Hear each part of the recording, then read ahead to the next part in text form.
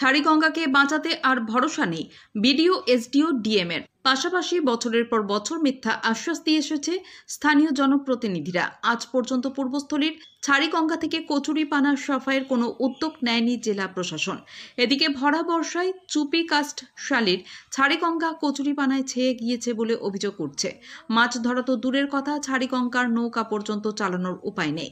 মৎস্যজীবী ও নৌকা মাঝিদের রোজগার প্রায় বন্ধ। দেওয়ালে পিঠ ঠেকে গিয়েছে তাদের।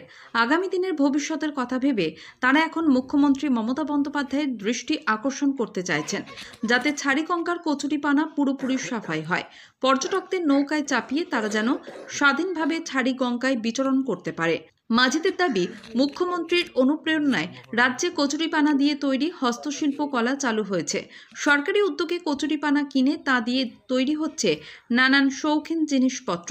তাই মুখ্যমন্ত্রী যদি পূর্বস্থলীর ছাড়িগঙ্গার এই কচুরিপানা নিয়ে হস্তশিল্পের কাজে ব্যবহার করেন, তাহলে একদিকে যেমন পূর্বস্থলী ছাড়িগঙ্গার সমস্ত কচুরিপানা সাফাই হবে, তেমনি কচুরিপানা দিয়ে তৈরি শৌখিন হস্তশিল্পকলা বিক্রি করে হাজার হাজার বেকার যুবক যুবতীদের অনেক টাকা আয় হবে।